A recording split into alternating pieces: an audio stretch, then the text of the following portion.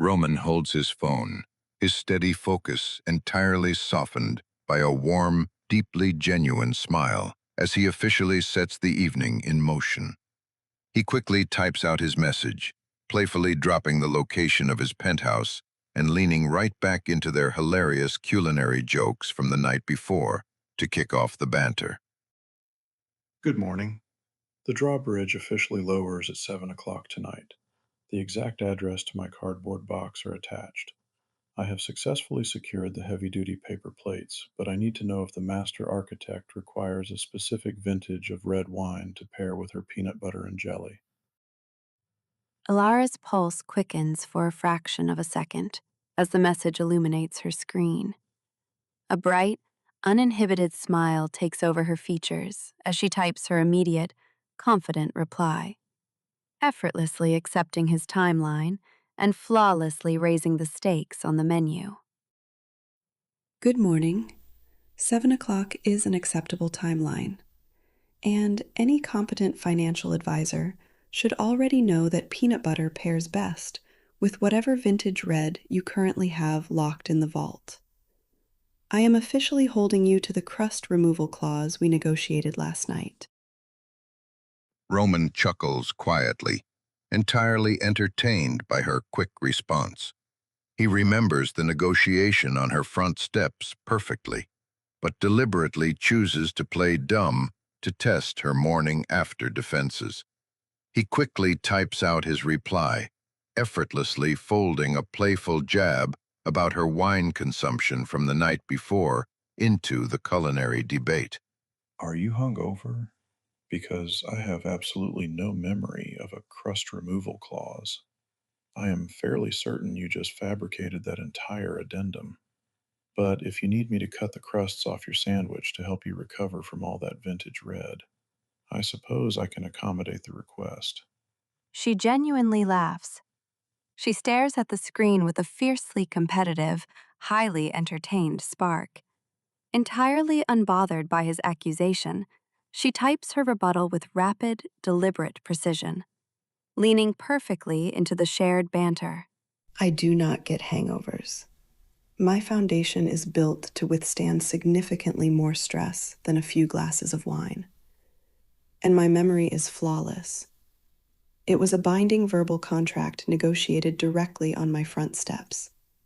Do not attempt to breach the agreement before I even arrive, or I will be forced to conduct a highly hostile audit of your cardboard box.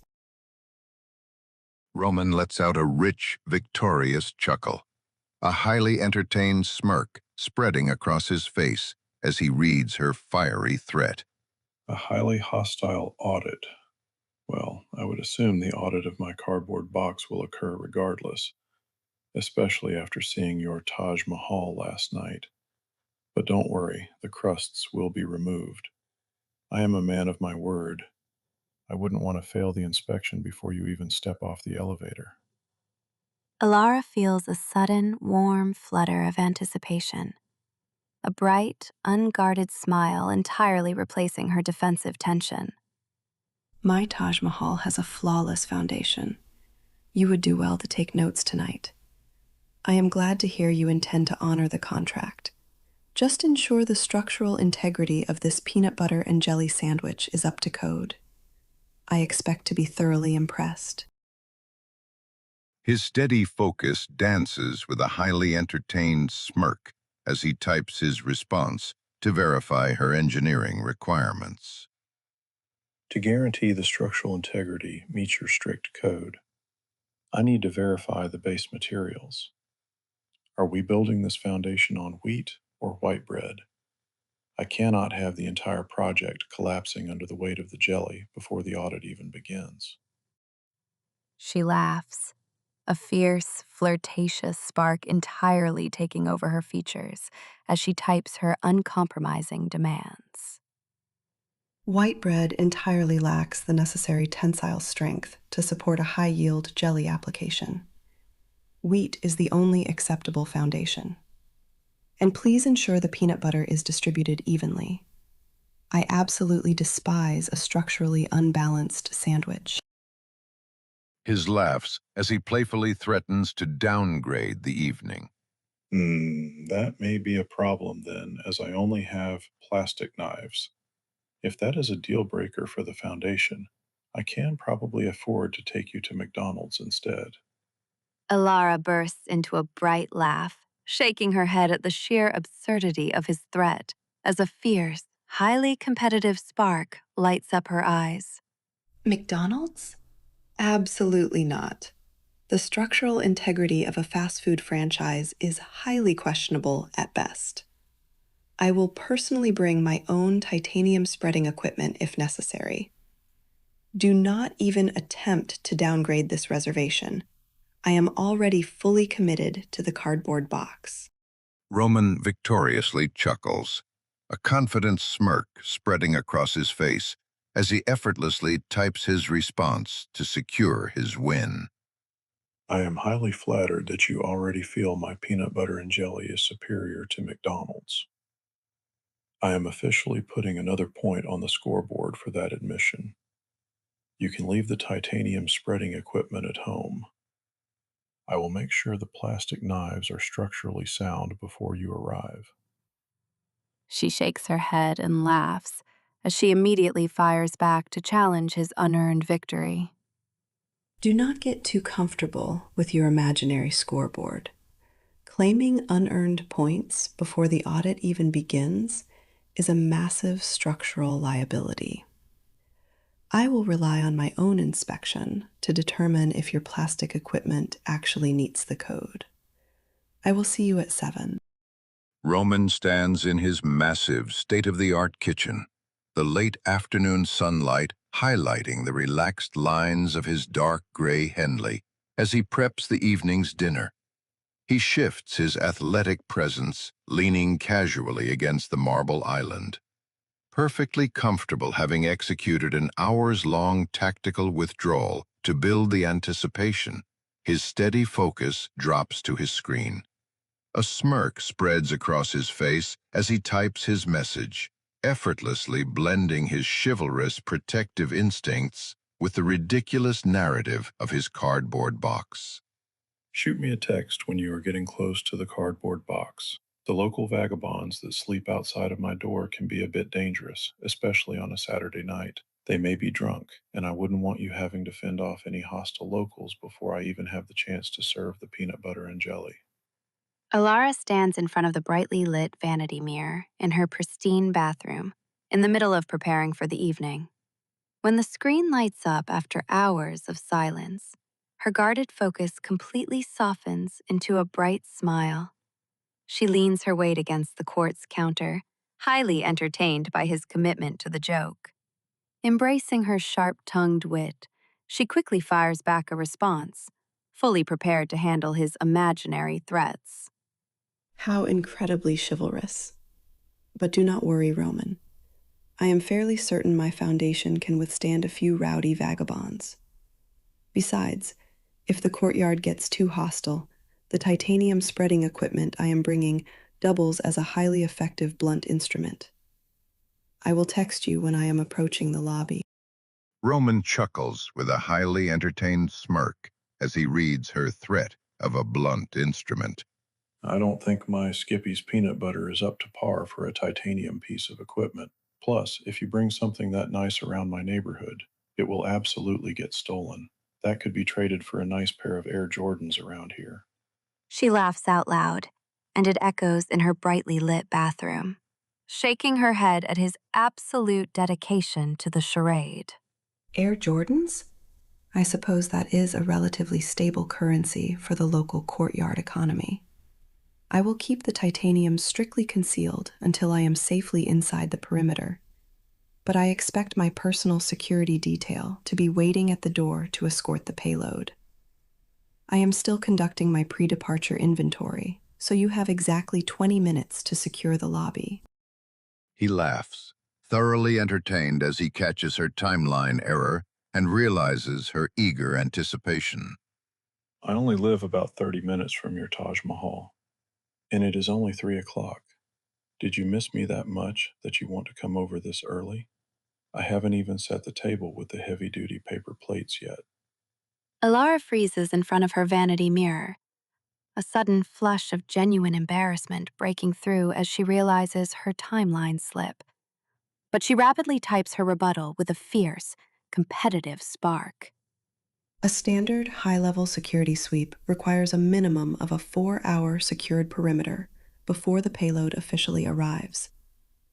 I am simply giving my security detail ample time to lock down the courtyard. But if you desperately need the extra hours just to properly arrange the paper plates, I suppose I can delay the inspection. Roman effortlessly escalates the ridiculous stakes to test her pristine standards. A 4-hour sweep is definitely pushing it. With my neighborhood, you would probably need to call in the FBI. But I was also planning to take my monthly bath today. If you want to come over early, I need to know right now so I can start boiling the water. She bursts out laughing as she playfully attacks this highly concerning new variable. A monthly bath? Suddenly, the heavy-duty paper plates are the absolute least of my concerns. Please start boiling the water immediately. I absolutely refuse to conduct a structural audit in a biohazard zone.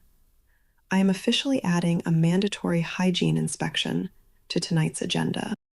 He chuckles, highly entertained by her threat of a mandatory hygiene inspection. Well, that brings up a good point that we should probably address right now. Since you are stepping into an active biohazard zone, the official formal attire for tonight is a hazmat suit. Please make sure your gear is up to code before you arrive. Elara laughs out loud again, a playful spark dancing in her eyes as she entirely refuses to back down from the escalating absurdity of the evening's logistics. A hazmat suit? That is a severe deviation from standard evening wear. But a master architect is always prepared to navigate highly hazardous environments. I will ensure my suit is properly sealed. Should I also bring a Geiger counter? Or are the radiation levels in your cardboard box currently stable? Roman laughs and throws out a playful mock offense, completely dedicated to fiercely defending the honor of his cardboard box. I am highly offended that you think I keep radioactive waste in my cardboard box. I run a very respectable establishment. All I suggested was a hazmat suit to deal with the rat infestation I currently have. Her stomach is starting to ache from laughing so hard. The sheer disbelief radiates as she reads his ridiculous defense and rapidly types her refusal to engage in pest control. A rat infestation? That actually explains the structural instability of your baseboards. I sincerely hope your security detail is adequately trained in rodent mitigation. My titanium spreading equipment is strictly reserved for the peanut butter, and I absolutely refuse to use it for combat. He smiles and seamlessly shifts his focus from their ridiculous pest control banter to the actual logistics of the approaching evening. You think I even have baseboards? In all seriousness, though, as the hour is getting to the point where I assume you need to start getting ready, and I have a few things I need to finish up before you come over. What are you planning to wear tonight? Elara smiles brightly, grabbing her clothes from her closet, perfectly playing along with his transition to logistics. I am leaning toward a sapphire silk blouse and a pencil skirt. I assume standard professional evening wear is acceptable for the cardboard box. Roman wears a dangerous smirk as he visualizes her in the sapphire blouse and prepares his pajamas threat. Not at all. My heavy-duty paper plates actually work incredibly well with your attire. I just wanted to make sure that I dress according to your comfort, so I will more than likely be in my pajamas. Elara stands confidently in her bathroom, a bright, unguarded laugh completely shattering the quiet as she rapidly types her absolute refusal to accept his ridiculous wardrobe choice. Pajamas? Absolutely not.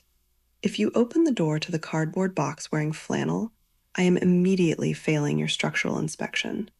I expect my peanut butter and jelly, served with at least a baseline level of professional dignity.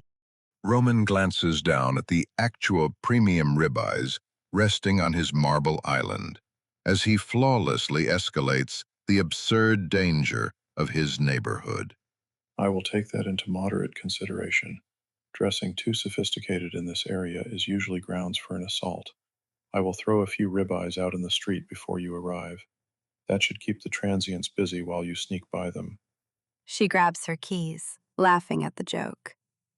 She officially initiates the final approach to his territory with a fierce, competitive spark. Using premium cuts of meat as a decoy for vagabonds is a highly questionable financial strategy. But if it guarantees a fully secured perimeter for my arrival, I suppose I can support the investment. I am officially leaving my sanctuary now, so you have exactly 30 minutes to clear the courtyard. He glances at the clock in his sunset-lit living room, his eyes dancing with eager anticipation. A slightly rushed smirk forms as he realizes she is officially on her way. Shoot, is it that time already? I need to start boiling the water for my bath immediately. The perimeter will be completely clear for your arrival. I will see you soon. I am highly anticipating these 5-star peanut butter and jelly sandwiches. Elara steps confidently out of her apartment as she eagerly begins her transit and fires back her final warning. You had better hurry with that water. A master architect does not wait in the lobby for a delayed host. I will see you in exactly 30 minutes. Please ensure the 5-star presentation is up to code. Roman smoothly sets the heavy-duty paper plates out on his marble island, deliberately holding off on preparing the premium ribeyes so he can cook the actual dinner while she is present. He thinks to himself, The perimeter is completely clear, the paper plates are staged, and the steaks are ready to go. I want to actually cook for her while she's here. Let her see the real foundation of this place instead of just pulling off a flashy reveal. I have spent a lot of time sitting outside her fortress, and now she is finally walking into mine. Just be patient. Let her set the pace the second she steps off that elevator. Elara grips the steering wheel of her car as she navigates the city streets, her usual icy tone tightening into a rising wave of nervous tension as she rapidly approaches his home. She thinks to herself, I'm actually doing this. I am willingly walking into a completely unvetted environment based on a ridiculous joke about paper plates. My foundation feels incredibly unstable right now. Firing off sarcastic texts from the absolute safety of my own sanctuary is easy, but in a few minutes, I am going to be standing entirely inside his territory. No buffer zone, no guaranteed exits, just him. Deep breaths. Do not let the foundation crack before you even knock on the door. Roman moves smoothly to his high-end sound system and cues up a classic, low-playing jazz record, taking a final look around his immaculate living space to ensure the environment feels like a welcoming, completely safe sanctuary. Elara stands in the sleek, mirrored elevator of his high-rise, watching the floor numbers tick upward as her classic guarded gaze completely softens into a look of quiet, unguarded realization. She ponders. I am nervous, but I am not actually looking for the emergency exits. And that is the most shocking part. We spent the entire day throwing ridiculous, sarcastic threats back and forth.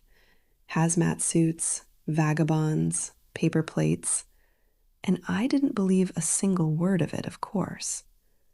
The fact that I can play that game with him, trade all those sarcastic quips, and still know without a shadow of a doubt that I am walking into a completely secure environment, it means the foundation is actually shifting.